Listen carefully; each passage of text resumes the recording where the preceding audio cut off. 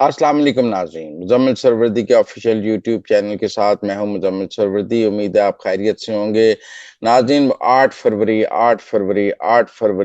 फरवरी का जो ज़ोर है वो गुजर गया और अब ये जायज़ा लेने के लिया जा सकता है कि तहरीक तहफ़्फ़ुज़ आइन और तहरीक इंसाफ की 8 फरवरी की एहतजाज की कॉल कामयाब थी या नाकाम थी। देखें, इसके इसके कामयाब और नाकामी का जो कौन सा फैसला है वो तो इस बात पर किया जा सकेगा कि क्या पहिया जाम हुआ, क्योंकि शटर डाउन पे तो बात नहीं हो सकती। इतवार को तो वैसे ही शटर डाउन होता है। और वो अपने दोस्त मंसूर अली खान साहब कहते हैं कि अगर तहरीक तहफ़्फ़ुज़ आइन और तहरीक इंसाफ में वाकई को सियासी जान है तो 9 फरवरी को पीर वाले दिन जरा शटर डाउन करा के दिखाएं ना। 8 फरवरी को तो इतवार है, वैसे ही कुछ 70% पाकिस्तान में पहिया शटर डाउन 80% होता ही है। इतवार को दुकानें बंद होती हैं, बड़े शहर बंद होते हैं, बैंक बंद होते हैं, स्कूल बंद होते हैं, यूनिवर्सिटियां बंद होती हैं, सरकारी दफ्तर बंद होते हैं, प्राइवेट दफ्तर बंद होते हैं, सब कुछ इतवार को बंद होता है। तो इतवार को क्या शटर डाउन? हर बैंक का शटर डाउन है, हर स्कूल का कॉलेज का ही शटर डाउन है। वो एक पीटीआई के यूट्यूबर ने कहा कि इतवार को 8 फरवरी को तमाम स्कूल कॉलेज यूनिवर्सिटियां बैंक बंद होंगे। भाई इतवार को वैसे ही बंद होते हैं, इसमें आपका क्या कमाल है कि आप बंद होंगे? तो अब आपकी चिड़ में हुकूमत 8 फरवरी को या इतवार वाले दिन सारा मुल्क खोल तो नहीं सकती थी। लिहाजा ये देखना पड़ेगा पहिया जाम हुआ। पहिया जाम बिल्कुल नहीं हुआ। लोग आ जा रहे थे, एक दो सड़कों पर रश था, बल्कि इतना रश था कि ट्रैफिक जो है उसके मसाइल थे। तो मैंने चेक किया, तमाम ट्रांसपोर्ट सर्विसेज भी चल रही थी, किसी ट्रांसपोर्ट सर्विस ने हड़ताल नहीं की। जहाज़ों के भी फुल थे, ट्रेनें भी फुल थी, बसें भी फुल थी, वैगनें भी फुल थी, फ्लाइंग कोचें भी फुल थी। तो फिर हड़ताल कहाँ थी? पहिया जाम। लोग भी निकल रहे थे। लोगों ने पंजाब में, लाहौर में तो बसंत एंजॉय की, कराची में भी लोग सड़कों पर थे। तो ओवरऑल 8 फरवरी की हड़ताल मुकम्मल तौर पर नाकाम हो गई और इसने तहरीक तहफ़्फ़ुज़ आइन और तहरीक इंसाफ की मुज़ाहमती सियासत की नाकामी पर एक और मोहर लगा दी। हमारे दोस्त इमरान रियाज खान साहब कहते हैं कि हुकूमत ये क्या फजूल बयानियां बना रही है कि लोग खाना खाते हैं, लोग बसंत मनाते हैं, लोग अपनी खुशियां मना रहे हैं। तो लोग इमरान खान को भूल गए हैं। उनके ख्याल में ये फजूल बयानियां है। हम कहते हैं जी चलें जी, ये फजूल बयान। हम कहते हैं लोग एहतजाज नहीं कर रहे, इमरान खान के को भूल गए हैं। हम कहते हैं लोग शटर डाउन नहीं कर रहे, इमरान खान को भूल गए हैं। हम कहते हैं लोग पहिया जाम नहीं कर रहे, इमरान खान को भूल गए हैं। हम कहते हैं कि लोग जो है वो मशल बरदार जुलूस नहीं निकाले उन्होंने तहरीक तहफ़्फ़ुज़ आइन के, लिहाजा नाकाम हो गए हैं। तो इसलिए मेरे ख्याल में कहीं ना कहीं तो ये मानना पड़ेगा हमारे तहरीक इंसाफ के दोस्तों को कि तहरीक इंसाफ की मुज़ाहमती सियासत दिन ब दिन कमजोर से कमजोर तर और अब तो कमजोर से भी आगे लागर तर होती जा रही है। वो शफी जान साहब का भी एक क्लिप मैंने सुना जिसमें वो कह रहे थे कि ये जो ट्वीट और पोस्टें करते हैं वो हमें ना बताएं कि कैसे एहतजाज करना है। ये कीबोर्ड वॉरियर जो रजाई में बैठकर ठंड में चरगोजे खाते हुए तो एक ट्वीट या पोस्ट करते हैं, वो उनको क्या पता सड़कें कैसे गर्म करनी है। मैं शफी जान से मुत्तफिक। ओ भाई, आपको तो अब एहसास हुआ है, ये मरवाया ही आपको आपके ये सोशल मीडिया ने है। वो इतनी दर्जा हरारत बढ़ा देता है कि जमीन का दर्जा हरारत और सोशल मीडिया का दर्जा हरारत आपस में मैच ही नहीं कर पाता। फिर वो आप लोगों को गद्दार कहने लग जाता है। जैसे पिछले दिनों शफी जान साहब को तो गद्दार आजम ही करार दे दिया कि उन्होंने शेर अफजल मरवत से हाथ मिला लिया और कहा कि हम इनको वापस पीटीआई में लेके आएंगे। लोगों ने कहा गद्दार हो गया। वो बेचारा कह रहा सी कि तहरीर शेर अफजल मरवत ने मेरी जमानतें कराई हुई हैं, मेरे मोहसन है। वो कहते ने बेशक मोहसन है, भूल जाओ सारे एहसान। अब जब ये खान ने निकाल दिया तो जमीन पे तो ऐसा नहीं होता, लोगों के सोशल ताल्लुकात रहते हैं। ये 8 फरवरी की नाकामी किसके सर होगी? क्या अलीमा खान की ये नाकामी है? क्या ये सुहेल अफरीदी की नाकामी है? क्योंकि अगर सुहेल अफरीदी स्ट्रीट मूवमेंट इस 8 फरवरी के लिए कर रहे थे और वो जो लाहौर और कराची के चक्कर लगा रहे थे इस 8 फरवरी के लिए, तो फिर वो स्ट्रीट मूवमेंट तो सारी नाकाम हो गई। उसके नतीजे तो सिफर आ गए हैं, क्योंकि उसके नतीजे में कोई ना लाहौरिये बाहर निकले ना कराचिये बाहर निकले। तो क्या होगा? ये जरूर है कि 8 फरवरी से पहले हुकूमत एवं पैनिक थी, उसने कुछ तहरीक इंसाफ के लोगों को गिरफ्तार किया है। वो गिरफ्तारियां महदूद हैं, कम हैं, लेकिन किया है। हम कहेंगे जी गिरफ्तारियां नहीं हुई, तो गिरफ्तारियां तो हुई हैं, सिंध में भी हुई हैं और पंजाब में भी हुई हैं। लेकिन एहतजा आप तो कहते हैं ना कि इमरान खान का और आम आदमी का ताल्लुक है। वो कहते थे, अलीमा खान ने कहा कि अब जो लोग हैं वो 804 वाली पतंग उड़ाएंगे। भाई उनकी तो अपने बच्चे 804 वाली पतंग नहीं उड़ा रहे थे, वो तो तावा डेढ़ तावा उड़ा रहे थे। उन्होंने 804 वाली पतंग उड़ाई है, वो अपनी एक फोटो दिखा दें कि उन्होंने अपनी माँ के ऐलान के मुताबिक 804 या इमरान खान की फोटो वाली पतंग उड़ाई है? नहीं उड़ाई है। उन्होंने भी बसंत मनाई है। वो भी 8 फरवरी को एहतजाज नहीं कर रहे थे, काली पट्टियां नहीं बांधी हुई थी। कम से कम बसंती मनानी थी तो यार काली पट्टियां पहन के बसंत मना लेते, ताकि एक तरफ खान साहब की फोटो वाली काली पट्टी पहन लेते और फिर साथ बसंत मना लेते। हम कहते एहतजाजी बसंत मनाई है इन्होंने। पर ये तो जोशो खरोश से बसंत मना रहे थे, जिसका मेरा मतलब है कि कुछ नहीं। तो इसलिए हम 8 फरवरी की कॉल को तो नाकाम कह सकते हैं, और ये कहा जा सकता है कि 8 फरवरी का जो एहतजाज था वो नाकाम हो गया। अब क्या 8 फरवरी के एहतजाज अगर तो धांधली पर था, तो क्या लोगों ने ये मुस्तरद कर दिया है कि 8 फरवरी को कोई धांधली हुई थी? देखें ना, फिर आवाज खल्क न कारा खुदाया। अगर लोग धांधली के खिलाफ बाहर नहीं निकलते तो इसका मतलब है लोग समझते हैं धांधली नहीं हुई है, और फिर ये जो धांधली का बयानिया है ये भी जमीन बोस हो गया। आप तो 8 फरवरी का दिन आपने इसलिए रखा था कि लोग धांधली के खिलाफ एहतजाज करेंगे। तो अगर लोगों ने एहतजाज नहीं किया तो क्या हम ये कह लें कि लोगों ने धांधली के खिलाफ एहतजाज करने से इनकार कर दिया और लोग मौजूदा हुकूमत की कारकर्दगी से बहुत मुतमईन है, और वो समझते हैं कि जो हुकूमतें चल रही हैं इनको चलने देना चाहिए, इनके इनके खिलाफ कोई कोई एहतजाज करने की जरूरत नहीं है? टेक्निकल बात तो ये समझ नहीं किया ना कि लोग आहिस्ता आहिस्ता लोगों में इस हुकूमत की कबूलियत बढ़ती जा रही है। वो कबूलियत चाहे बसंत के लिए है। देखिए ना, हुकूमतों की दो तरह की कबूलियत होती है। एक तो उनकी एस्टेब्लिशमेंट की कबूलियत होती है। मौजूदा हुकूमत को अभी एस्टेब्लिशमेंट की मुकम्मल कबूलियत हासिल है। अच्छा, दूसरी कबूलियत होती है अवामी कबूलियत है। अब ये हुकूमतें जो हैं, जो 8 फरवरी 2024 को मार्ज वजूद में आई, ये अवामी कबूलियत भी हासिल करती जा रही हैं। बसंत देखें, लोग अवामी कबूलियत का एक बड़ा ही शाहकार है कि लोगों ने किस तरह बसंत को कबूल किया है, एसओपीज को किया है, कि जोशो खरोश है, डिप्लोमेट्स आए हैं। हालांकि इस्लामाबाद में तरलई में इतना बड़ा वाकया हो गया और उसके बाद पंजाब हुकूमत पर बहुत दबाव था कि वो बसंत खत्म कर दे, और कुछ सरकारी तकरीबात खत्म भी की गई, लेकिन आम आदमी ने तो बसंत खत्म नहीं की है। इसका मतलब खुशियां और गम साथ साथ चलेंगे इस मुल्क में। कहीं खुशी होगी, कहीं गम होगा। लोग अब जो है, जब लंदन में वो ट्रेन धमाके हुए थे उसके बाद भी लोग बाहर निकले थे और लोगों ने कहा था कि नहीं, हम जिंदा कौम है और हम इनके खिलाफ खड़े हैं। मेरा टेक्निकल बात है कि जो हमारे तहरीक इंसाफ के दोस्तों ने तरलई वाले वाकये के की आड़ में बसंत पर हमला करने की कोशिश की, उनका बसंत पर हमला भी नाकाम रहा। उनका क्या आपका ख्याल है गुड़ियां नहीं उड़ी, या आपका ख्याल है डोरे नहीं लोगों ने उड़ाई, या आपका ख्याल है कि पेचे नहीं लड़े, या क्या हुआ? सियासी पेच नहीं लड़ा। ये मैं आपकी बात मानता हूं कि 8 फरवरी को जो हुकूमत और ऑपोजिशन के दरमियान सियासी पेच लड़ना था, वो सियासी पेच नहीं लड़ सका, क्योंकि ऑपोजिशन की, तहरीक इंसाफ की और तहरीक तहफ़्फ़ुज़ आइन की गुड्डी का बो काटा हो गया।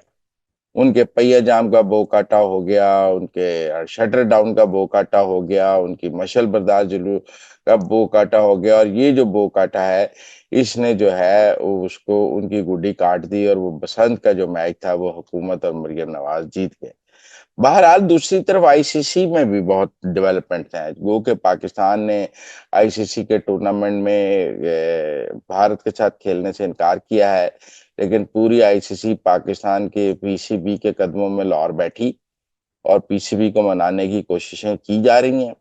हर किस्म की मराद पीसीबी को देने की कोशिश की जा रही है।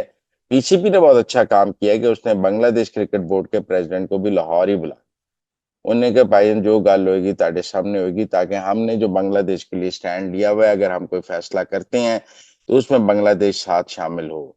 कहा यह जा रहा है कि अगर तो ये पाकिस्तान ने मैच खेला तो बांग्लादेश को तमाम जो उसके लॉसेस हैं आईसीसी ना खेलने के, वो फाइनेंशियल लॉसेस जो हैं वो कॉम्पनसेट किए जाएंगे। पाकिस्तान को क्या मिलता है ये भी देखने वाली बात है कि बांग्लादेश और पाकिस्तान इकट्ठे कैसे राजी होते हैं, क्योंकि ये राजी तो आईसीसी ने सिर्फ पीसीबी को राजी नहीं करना, हम बांग्लादेश क्रिकेट बोर्ड को भी राजी करना है, क्योंकि अब हम ये अफोर्ड नहीं कर सकते कि हम कोई फैसला करें और बांग्लादेश क्रिकेट बोर्ड कहे कि पाकिस्तान ने हमारे सिर पे फायदा उठा लिया, हमें बेच दिया, हमें ये किया। तो पाकिस्तान ने जो भी फैसला करना है, मेरे ख्याल में उसका ऐलान बांग्लादेश क्रिकेट बोर्ड नहीं करना है, बांग्लादेश क्रिकेट बोर्ड उसका ऐलान करे तो वो ज्यादा बेहतर है। कुछ दोस्त सुप्रीम कोर्ट से जो एक एलामिया आया है उस पर बहुत शोर मचा रहे हैं। मेरे ख्याल में वो होम्योपैथिक है। उसके नतीजे में ना हुकूमत को कोई फायदा है, ना पीटीआई को कोई फायदा है। ना हुकूमत का कोई नुकसान है, ना पीटीआई का कोई नुकसान है। वो एक मुबहम सा और एक जो है बिल्कुल ही होम्योपैथिक सा बेजरर सा एलामिया है। एसओपी बनाए जाएं इलाज और लवाहकीन को और मुलाकातों के लिए। एसओपीज मौजूद है। एसओपीज तो जेल मैनुअल के तहत तमाम मौजूद हैं, और उन एसओपीज पे हुकूमत का मौकफ है कि अमल भी किया जा रहा है। लवाहकीन को इतला होनी चाहिए, वो कहेंगे बुशरा बीबी को इतला हो गई। इलाज कैदी की मर्जी से होना चाहिए, उन्होंने इमरान खान के दस्तखत कराए हुए हैं इलाज के ऊपर। और हॉस्पिटल जो है शिफ्ट करने के लिए लवाहकीन को बताया जाए, लवाहकीन को बताया जा रहा है। सियासी मुलाकातों की जेल मैनुअल में इजाजत नहीं है। अब कोई उन्होंने ये थोड़ी कहा है कि सियासी मुलाकातें करा दी जाएं, या सुप्रीम कोर्ट का एलामिया ये थोड़ी है या आज ही मुलाकात कराई जाए। तो लिहाजा मेरा जाती तौर पे ये ख्याल है कि ये जो है इतना कोई वो उससे कोई तहरीक इंसाफ को फायदा नहीं हुआ और हुकूमत का कोई नुकसान नहीं हुआ। हमारे एक दोस्त सहाफी बिलाल गौरी साहब गिरफ्तार हुए हैं कराची एयरपोर्ट पर। वो बांग्लादेश में इलेक्शंस कवर करने जा रहे थे। इस वक्त बांग्लादेश में इलेक्शंस हैं, और ये आईसीसी का बायकॉट जो है उसका इलेक्शंस पर भी इम्पैक्ट है, क्योंकि वो इलेक्शन प्रो इंडिया और एंटी इंडिया पे भी हो रहा है। और इंडिया ने इस वक्त जो बांग्लादेश को निकाला है आईसीसी से, दरअसल उसने हसीना वाजिद की की पार्टी का साथ दिया है। और जो प्रो इंडिया फोर्सेस हैं उनको कंसोलिडेट किया है कि देखें भारत से लड़ाई के बड़े नुकसान हैं। और एंटी इंडिया फोर्सेस को भी एक स्लोगन मिल गया है कि देखें भारत हमारे खिलाफ इंतकामी कार्रवाई कर रहा है। तो इंडिया सेंट्रिक इलेक्शंस जो हैं बांग्लादेश के बहुत हो रहे हैं, और ये आईसीसी का बाइकआउट भी। अगर कोई आईसीसी का ब्रेक थ्रू होता है और कोई बांग्लादेश क्रिकेट बोर्ड को उसमें फतह हासिल होती है, तो यकीनन एंटी इंडिया फोर्सेस जो बांग्लादेश में इलेक्शन लड़ रही हैं उनको इसका फायदा होगा। और वो कहेंगे देखें जी स्टैंड लेने से फायदा हुआ। और जो प्रो पाकिस्तान फोर्सेस हैं उनको भी इलेक्शन में फायदा होगा, क्योंकि वो कहेंगी कि टेक्निकल बात यह है कि पाकिस्तान देखें कितना डिपेंडेबल फ्रेंड है, हमारे साथ खड़ा है, हर जगह खड़ा है, हमें असला भी दे रहा है, हमें सब कुछ दे रहा है, तो हमें पाकिस्तान के साथ खड़ा होना चाहिए। लेकिन टेक्निकल बात यही है कि अभी हम बांग्लादेश के बगैर कोई फैसला नहीं कर सकते। अच्छा नाज़रीन, हम बात तो बिलाल गौरी साहब की कर रहे थे। तो बिलाल गौरी साहब को गिरफ्तार किया गया, उनको हथकड़ी लगाई गई, उनका नाम नो फ्लाई लिस्ट में था। कहा जा रहा था कि उनसे कहा जा रहा था उनके ऊपर कोई एनसीसीआई का पर्चा है। फिर उनकी हथकड़ी लगी, फोटो भी रिलीज की गई, फिर उनको हवालात में भी डाला गया। लेकिन चंद घंटे बाद उनकी हथकड़ी खोल दी गई और उनको रिहा कर दिया गया। और लेकिन उनका नाम नो फ्लाई लिस्ट पे अभी भी है, वो निकलवाने का कोई तरीका है। वो अब कराची के एक होटल में चले गए हैं। अब सवाल ये है कि अगर उनके ऊपर कोई एफआईआर नहीं थी तो फिर हथकड़ी किसने लगाई? और अगर एफआईआर थी तो फिर रिहा क्यों किया? फिर आपको अपने एफआईआर की मदद के साथ चलना चाहिए था। तो मुझे काफी बिलाल गौरी के मामले में कंफ्यूजन नजर आ रहा है कि पहले कहने के आप फाड़ लो, जब पकड़ लिया तो फिर किसी ने कहा नहीं इनको तो नहीं पकड़ना था, क्यों पकड़ लिया है? फिर जिसने पकड़ा था पहले उसने जल्दी से पकड़ के हथकड़ी लगा के नंबर बनाए, फिर बाद में उसने एकदम छोड़ दिया। और एक टेक्निकल बात यह है कि क्या गिरफ्तारी क्यों हुई, रिहाई क्यों हुई, सारा इबाहम मौजूद है और रियासत की कोई पॉलिसी नजर नहीं आ रही है। और नो फ्लाई लिस्ट वाला भी मैंने कहा है कि इस हवाले से एक बड़ी कैटेगोरिकल पॉलिसी होनी चाहिए कि लोगों को पता होना चाहिए कि उनका नाम नो फ्लाई लिस्ट में है। ये जो एयरपोर्ट जाके पता लगता है ना कि जी आपका नाम नो फ्लाई लिस्ट में है, ये काफी मेरा मतलब है तस्हीक आमेज है। और बंदे ने टिकट भी खरीद ली होती है, आपको वेबसाइट से खुद चेक करने की इजाजत होनी चाहिए कि आपका नाम नो फ्लाई लिस्ट पे है या नहीं है। और ये कोई इतनी खुफिया बात नहीं होनी चाहिए रियासत की जानिब से कि उसने आपका नाम नो फ्लाई लिस्ट पर डाल दिया है और वो किसी को बताया ही ना कि उसने आपका नाम नो फ्लाई लिस्ट पर डाला हुआ है। और वो रहे जब आप जाने लगे तो आपको पता लगे। मेरे ख्याल में ये नहीं है। वैसे तो लोगों को ऑफलोड भी किया जा रहा है, और वो भी एयरपोर्ट से उसकी भी बड़ी कहानियां आ रही हैं ऑफलोड करने की। उसमें गवर्नमेंट का अपना जो भी वर्ज़न हो, लेकिन लोगों की बड़ी तज़लील हो रही है ऑफ़लोड होने से। लोग उस हवाले से काफ़ी नाराज़ भी हैं एफआईए से और कह रहे हैं रेट भी बहुत ऊपर चला गया है ऑफ़लोड करने वालों का। अगर आपने दोबारा ऑनलोड होना है और अगर आपको ऑफ़लोड वाली लाइन में डाला है, तो वापस ऑनलोड वाली लाइन में आने का रेट भी काफ़ी ज़्यादा एफआईए में हो गया और एफआईए की करप्शन की बहुत दास्तानें भी सामने आ रही हैं। ये ऑफलोड में। इसी तरह मेरा मतलब है इससे पहले एक जर्नलिस्ट थे फ़ारूक कुरैशी साहब, उनके साथ भी ऐसा हुआ, हालाँकि वो वापस आ रहे थे तो उनको डिटेन कर लिया। उनका नाम भी नो फ्लाई लिस्ट में था, हालाँकि वो वापस आ रहे थे, उन्होंने कहा था वापस आने पे तो कोई पाबंदी नहीं है ना। तो इस हवाले से रियासत की पॉलिसी जो है वो समझ आनी चाहिए कि क्या है। ये उसी के लिए चक्कर में आपको बिलाल गौरी साहब की भी गिरफ्तारी नज़र आई है। ये सिग्नल्स रियासत दे रही है कि अब it's now a hard state और अब जो वो पुराना दौर था कि जब आपको एफआईए का नोटिस आता था तो अदालतें वो नोटिस मुअत्तल कर देती थीं और आप सवेर से शाम को एक नया वीलॉग खड़काते थे, तो वो दिन खत्म हो गए हैं। Those days are gone. अब वो ना अदलिया ना वो मुअत्तल होते हैं, ना कुछ होते हैं, बल्कि एनसीसीआई के ज़रिए एफआईआर्स होती हैं, नए कानून बन गए हैं और वो सख्त कवानीन हैं जिनमें 10-10 साल, 7-7 साल कैद है। लिहाज़ा लोगों को सोशल मीडिया के हवाले से एहतियात करनी चाहिए। मेरा तो यही मशवरा है।